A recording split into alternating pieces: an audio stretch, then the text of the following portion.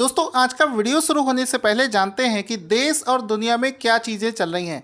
जैसे कि corona virus से अगर शुरुआत करें तो पहले कोविड-19 के केसेस इंडिया में 1000 और 2000 की रेंज में आ रहे थे।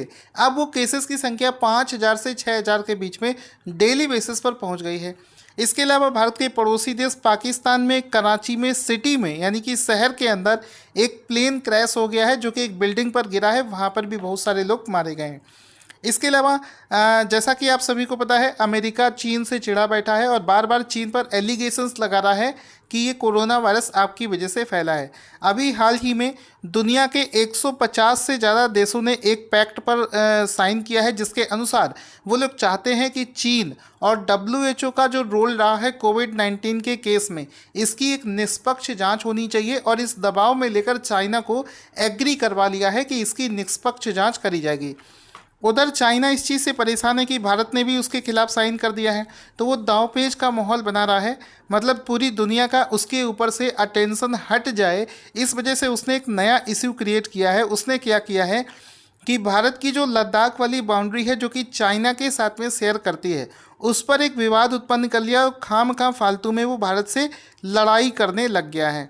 ठीक है, उधर से उसने पीछे से क्या किया है कि नेपाल को उकसा दिया है। तो नेपाल को पीछे से वो सपोर्ट कर रहा है चाइना नेपाल को पीछे से उकसा रहा है कि तुम भारत के खिलाफ जाकर बोलो और भारत से तुम्हारी जो देश की सीमा टच करती है उस पर जाकर भारत से कॉन्फिडेंस में बोलो कि हम अपनी ज़मीन नहीं देंगे।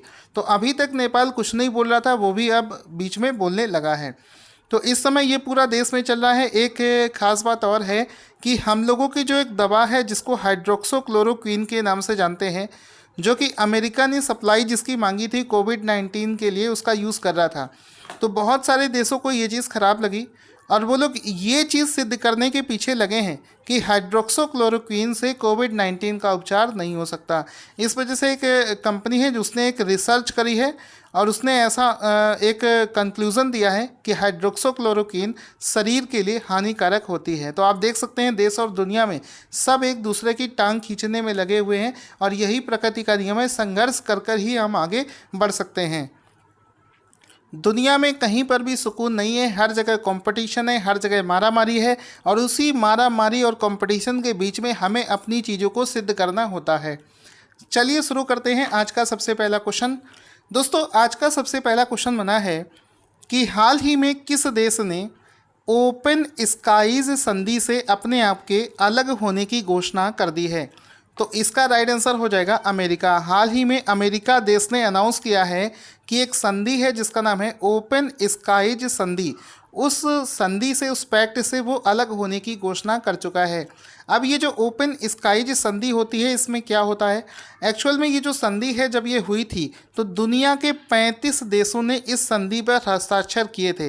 इस संधि के अनुसार क्या होता है कि 35 देश जो कि आपस में मेंबर कंट्रीज़ बन गए क्योंकि उन्होंने उस संधि पर साइन किया है, तो ये आपस में क्या करते हैं, इनके पास में एक ऐसा अधिकार आ जाता है कि कोई भी मेंबर कंट्रीज़ चाहे तो किसी दूसरे की टेरिटरी में जाकर, मतलब हवाई मार्ग से ऊपर से जाकर उसका निरीक्षण कर सकता है। इसमें एक क्राइटेरिया होता है कि आपको बिना हथियारों के आना पड़ता है। बिना हथियार के आप आ सकते हैं, हथियार लेकर आएंगे तो आप पर कार्रवाई की जा सकती है।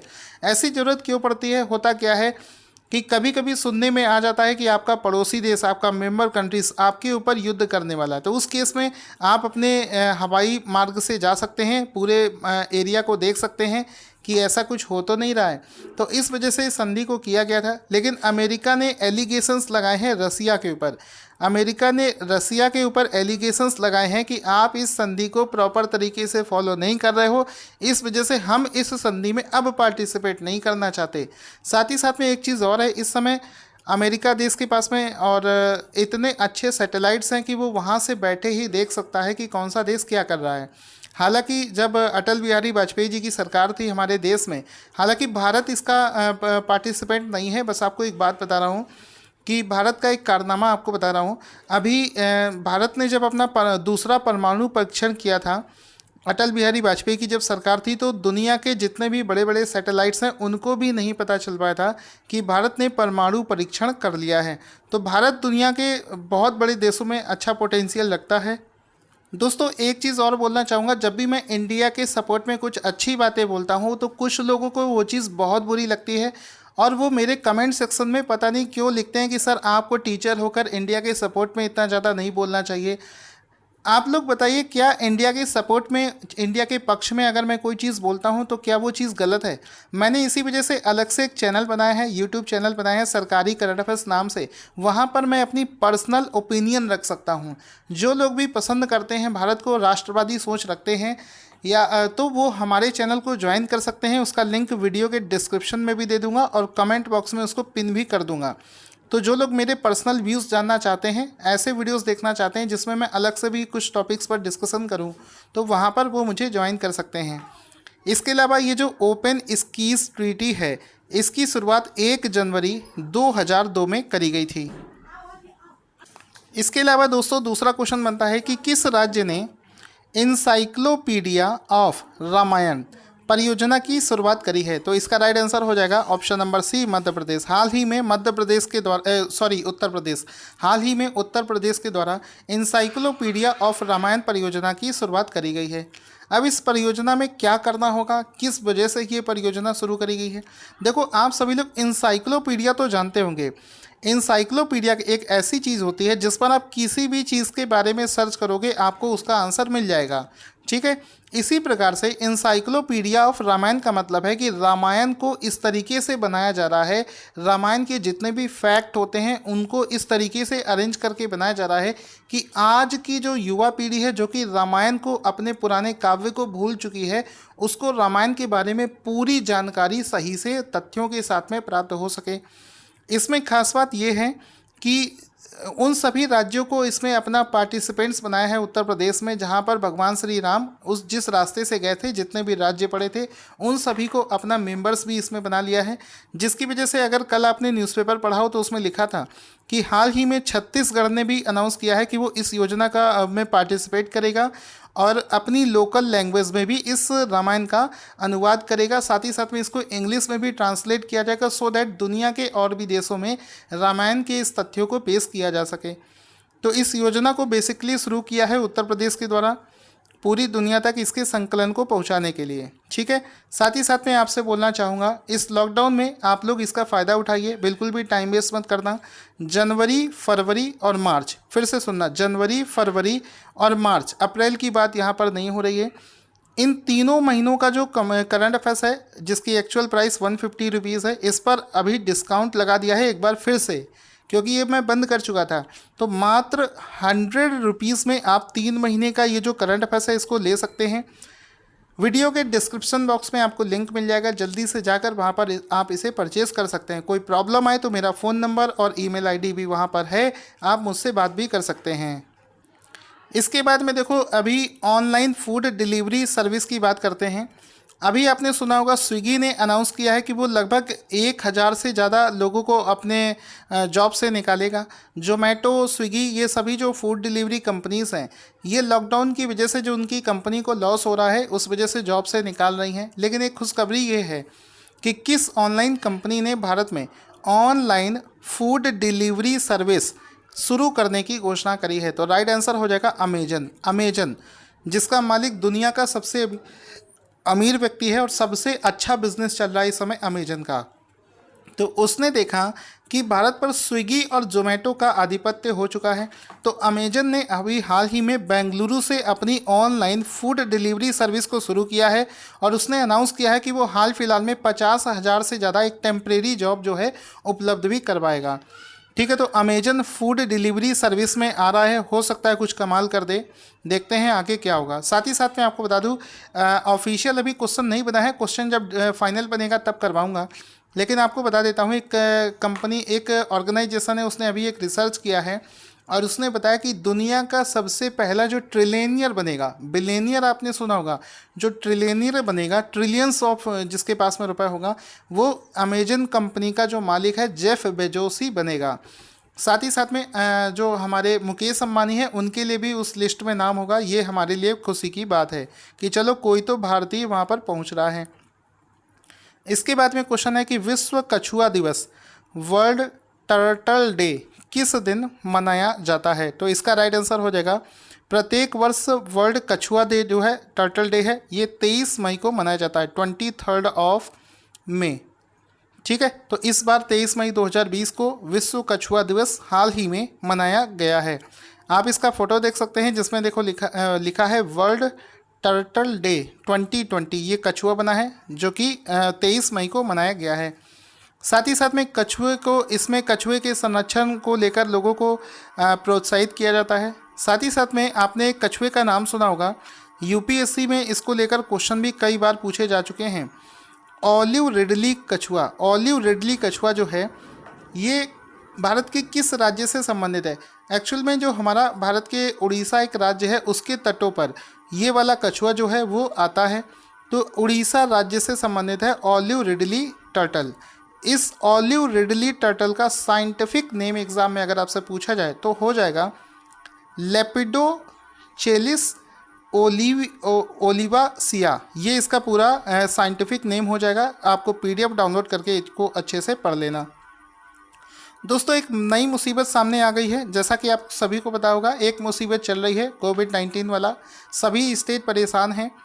अभी चूँकि बारिश का मौसम आने वाला है और बारिश के मौसम के बाद में बहुत सारी बीमारियां ऑटोमेटिकली आने लगती हैं, जैसे कि आपका फ्लू हो गया, डेंगू, मलेरिया, इस प्रकार की बीमारियां आने लगती हैं, तो वो भी एक बहुत बड़ी दिक्कत हो जाती है। जैसे कि मच्छर आ जाते हैं पानी बरसने के बाद में।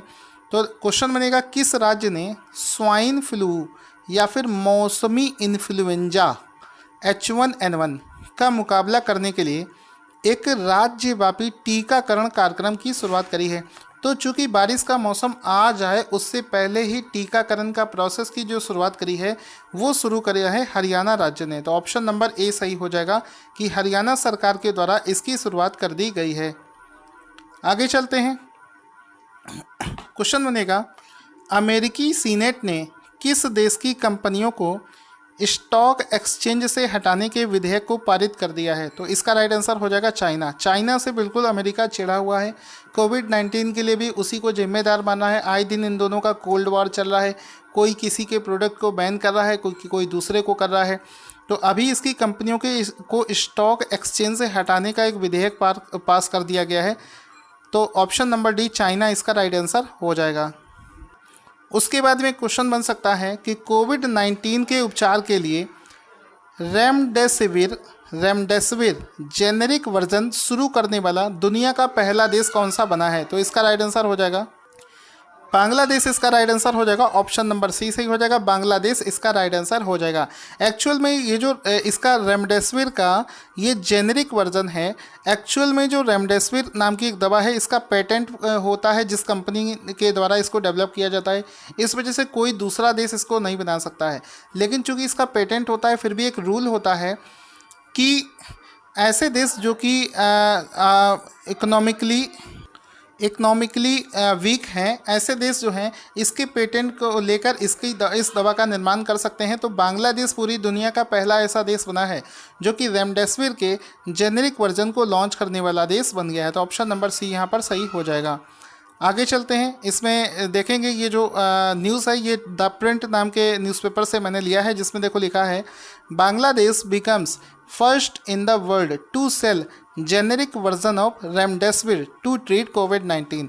तो कोविड-19 के उपचार के लिए इस दवा को इस्तेमाल किया जाएगा और इसका एक डोज जो है लगभग 5,000 रुपये में उपलब्ध करवाया जाएगा। तो बांग्लादेश इसको बनाएगा, उसको ये मौका मिला है जिसका उसने अच्छे से फ़ायदा उठा लिया है। ठीक है, आगे चलते हैं। इसके बाद में क्वेश्चन है, not all animals migrate by choice, not all animal migrate by choice नाम से एक अभियान की शुरुआत किसके द्वारा करी गई है? तो हाल ही में UNEP ऑप्शन नंबर बी सही हो जाएगा। हाल ही में UNEP के द्वारा एक अभियान की शुरुआत करी गई है एनिमल्स को लेकर, जिसका नाम है not all by animal migrate by choice. ये इसका पूरा फुल फॉर्म हो जाएगा।